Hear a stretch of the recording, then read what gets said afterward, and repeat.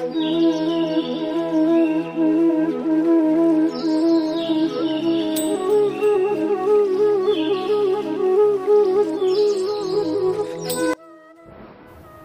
दोस्तों, मैं अविनाश पाटिल आप सभी का मेरे YouTube चैनल में हार्दिक स्वागत करता हूं। आज हम 9वीं और 10वीं की जो कृति पत्रिका है, उस कृति पत्रिका में जो आखिरी विभाग है रचना विभाग, उसमें 5वां ई जो सवाल पूछा जाता है निबंध लेखन पर, उसके बारे में जानकारी लेने वाले हैं। यह सवाल हमें 7 अंकों के लिए पूछा जाता है। इसमें हमें पाठ्यक्रम पर आधारित 3 विषय दिए जाते हैं निबंध लेखन के लिए, और उनमें से किसी एक विषय पर हमें निबंध लिखना पड़ता है। तो दोस्तों, निबंध के पाठ्यक्रम के अनुसार निबंध के 5 प्रकार है: वर्णनात्मक, विवरणात्मक, विचारात्मक, कल्पना प्रधान और आत्मकथनात्मक। तो इन 5 प्रकारों में से किसी 3 प्रकार के निबंध हमें कृति पत्रिका में दिए जाते हैं, और उनमें से एक निबंध हमें 70, 80 या 100 शब्द तक हमें लिखना होता है। और उसे सबसे जरूरी बात यह है कि निबंध लेखन करते समय हमें 7 अंकों का, अगर हम 7 अंकों के बारे में विचार करें तो निबंध लेखन हमारा प्रारंभ, मध्य और अंत, यह 3 बातों पर हमें ध्यान देना होगा।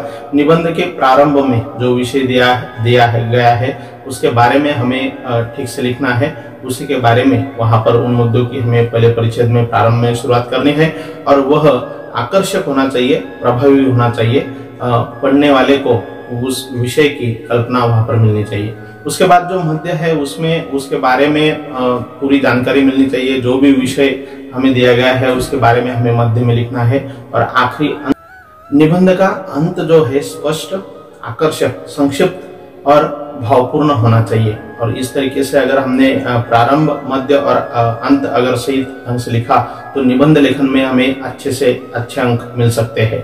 तो चलिए देखते हैं दोस्तों, निबंध लेखन के कुछ महत्वपूर्ण बाबियां हम देखते हैं, और उसके बाद निबंध का नमूना भी यहाँ पर हम देखते हैं। तो चलिए देखते हैं कुछ महत्वपूर्ण बाबियां। निबंध लेखन करते समय हमें किन बातों पर ध्यान देना चाहिए, उन बातों का हम यहाँ पर विचार विनिमय करेंगे। निबंध लेखन एक कला है। निबंध का शाब्दिक अर्थ होता है सुगठित अथवा सुव्यवस्थित रूप में बंधा हुआ। साधारण गद्य रचना की अपेक्षा निबंध में रोचकता और सजीवता पाई जाती है। निबंध गद्य में लिखी हुई रचना होती है जिसका आकार सीमित होता है। उसमें किसी विषय का प्रतिपादन अधिक स्वतंत्रता पूर्वक और विशेष अपनेपन और सजीवता के साथ किया जाता है।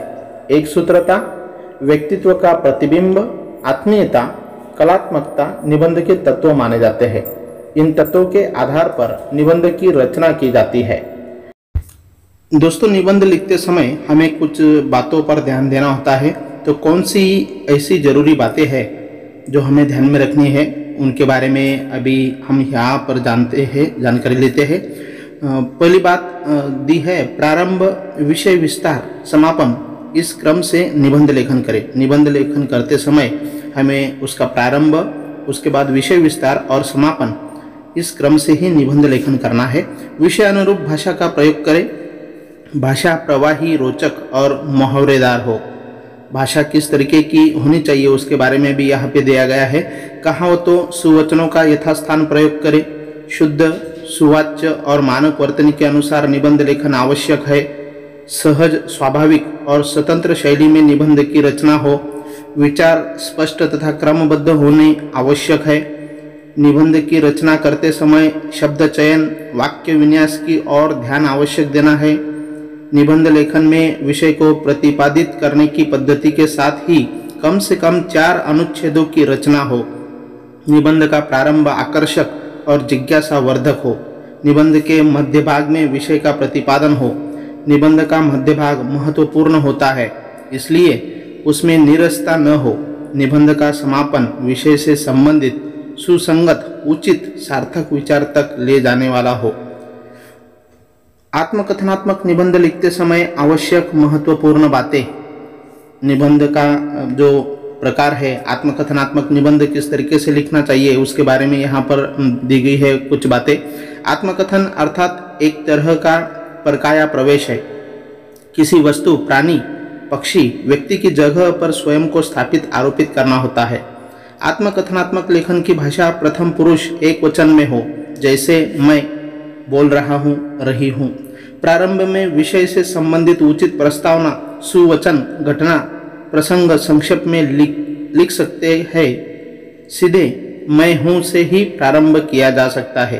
तो दोस्तों, इस तरीके से आत्मकथनात्मक निबंध हमें लिखना महत्वपूर्ण जो बातें हैं उसके बारे में हमने यहाँ पर देखा है। उसके बाद वैचारिक निबंध लिखते समय कौन सी आवश्यक बातें हैं। वैचारिक निबंध लेखन में विषय से संबंधित विचारों को प्रधानता दी जाती है। उसके शब्द में ही उसका अर्थ है वैचारिक, यानी कि हमारे विचारों को प्रधानता देने वाला यह निबंध होता है। वर्णन, कथन, कल्पना से बढ़कर विचार महत्वपूर्ण होते हैं। विचार के पक्ष विपक्ष में लिखना आवश्यक होता है। विषय के संबंध में विचार, मुद्दे, मतों की तार्किक प्रस्तुति महत्वपूर्ण होती है। पूरक पठन, शब्द संपदा, विचारों की संपन्नता जितनी अधिक होती है उतना ही वैचारिक निबंध लिखना हमारे लिए सहज होता है। निबंध लेखन के कुछ प्रकार यहाँ पे दिए गए हैं। उसके 5 प्रकार हम देख रहे हैं। पहला प्रकार है आत्मकथनात्मक, जिसमें फटी पुस्तक की आत्मकथा, मैं हिमालय बोल रहा हूँ। उसके बाद वैचारिक निबंध होता है। समाचार पत्र, विज्ञान के चमत्कार जैसे विषय उसमें आते हैं। वर्णनात्मक, ऐतिहासिक स्थल की सैर, नदी के किनारे 2 घंटे। उसके बाद चरित्रात्मक, मेरा प्रिय गायक, मेरा प्रिय खिलाड़ी, उनके चरित्र के बारे में हमें लिखना होता है। कल्पना प्रधान, यदि मोबाइल न होता तो, यदि ऐनक न होती तो। इस प्रकार निबंध के प्रकार भी हम यहाँ पर देख सकते हैं। और आत्मकथनात्मक निबंध, वैचारिक, वर्णनात्मक, चरित्रात्मक और कल्पना प्रधान निबंध इस तरीके से लिखनी चाहिए। यहाँ पर हम उसके बारे में जान सकते हैं। निबंध लेखन के सवाल में दोस्तों जो हमें यहाँ पे दिखाई दे रहा है, इस तरीके से सवाल पूछा जाता है। निम्नलिखित विषयों में से किसी एक विषय पर 80 से 100 शब्दों में निबंध लिखिए। पहला विषय दिया है मेरा भारत देश, दूसरा पर्यावरण संतुलन और पुस्तक की आत्मकथा। तीनों में से एक विषय का चयन करके हमें उस पर निबंध लिखना होता है। 7 अंकों के लिए यह सवाल पूछा जाता है। अभी हमने जो प्रकार देखे उसमें निबंध के कुछ नमूने इस प्रकार पूछे जा सकते हैं। निम्नलिखित विषय पर निबंध लिखिए। विचार प्रधान में इस तरीके से निबंध पूछा जा सकता है। बीता हुआ समय कभी नहीं लौटता, इसमें हमारे विचारों को हमें प्रधानता देनी होती है और हमारे विचार यहाँ पर हमें विषय से लेकर हमें हमारे विचारों को यहाँ पे मानना होता है और निबंध लेखन करना होता है। उसके बाद वर्णनात्मक में पुस्तकालय के लाभ, पुस्तकालय के क्या लाभ होते हैं उसका वर्णन हमें इसमें करना होता है। लिखते समय हमें प्रारंभ, विषय का प्रारूप और उसके बाद समापन, यह जो 3 चीज़ें हैं उस पर ध्यान देकर निबंध लेखन करना होता है। इसके बाद तीसरा जो महत्वपूर्ण प्रकार है कल्पना प्रधान, उसमें हमें इस तरीके से निबंध पूछा जा सकता है। यदि मैं अध्यापक होता तो कल्पना करके हमें इसका लेखन करना होता है। यदि मैं अध्यापक होता तो क्या होता, क्या करता, उन चीज़ों का हमें कल्पना करके उस पर हमें निबंध लेखन करना होता है। अगला प्रकार है चरित्रात्मक। चरित्रात्मक निबंध में हमें 80 से 100 शब्द में निबंध लिखते समय जो विषय दिया गया है उसके बारे में हमें लिखना होता है। यहाँ पर नमूना के तौर पे एक विषय दिया है मेरा प्रिय हिंदी कवि।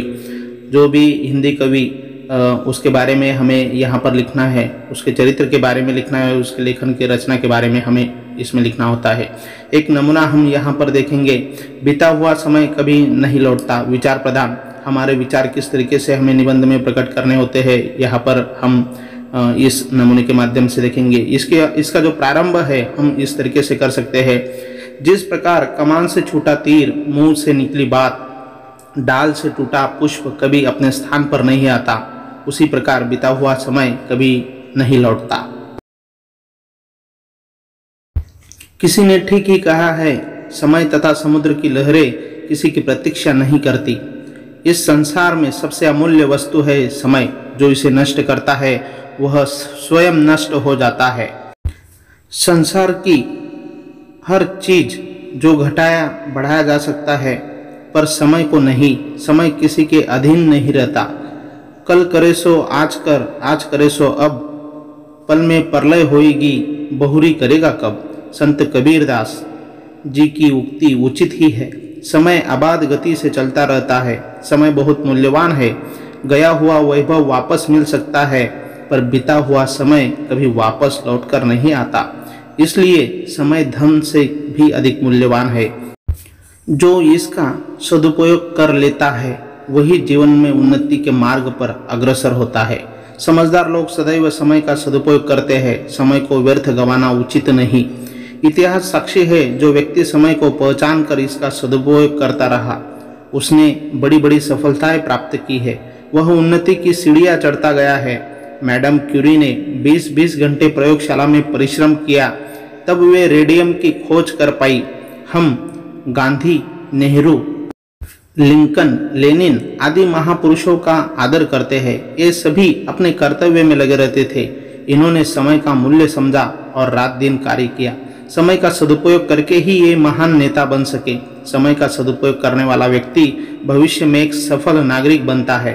अतः जो भी समय मिले उसका सदुपयोग करना चाहिए। जैसे समय पर बोया गया बीज उचित फल देता है, वैसे ही समय पर किया गया कार्य भी उचित फल अवश्य प्रदान करता है। तो इस तरीके से हम यहाँ पे निबंध लिख सकते हैं। दोस्तों, इस तरीके से निबंध लिखते समय हमें प्रारंभ, उसके बाद विषय विस्तार और समापन पर ध्यान देना है और उसे क्रम से छोटे छोटे परिच्छेदों में हमें लिखना है। उसमें हमारी भाषा जो है वह प्रवाही होनी चाहिए, रोचक और मुहावरेदार होनी चाहिए। कहावतों का भी हमें उसमें समावेश करना है। विचार स्पष्ट तथा क्रमबद्ध होने आवश्यक है। शुद्ध और सुवाच्य मानक वर्तनी के अनुसार हमें निबंध लेखन करना है। अगर इन सभी बातों पर हमने ध्यान दिया और उसकी सहायता से अगर निबंध लेखन किया तो हमें 7 में से अच्छे अंक यहाँ पर मिलेंगे। दोस्तों, आप लोगों को यदि यह वीडियो अच्छा लगा होगा तो जरूर इसे लाइक कीजिए, अपने दोस्तों तक शेयर कीजिए और मेरे YouTube चैनल को सब्सक्राइब कीजिए। धन्यवाद।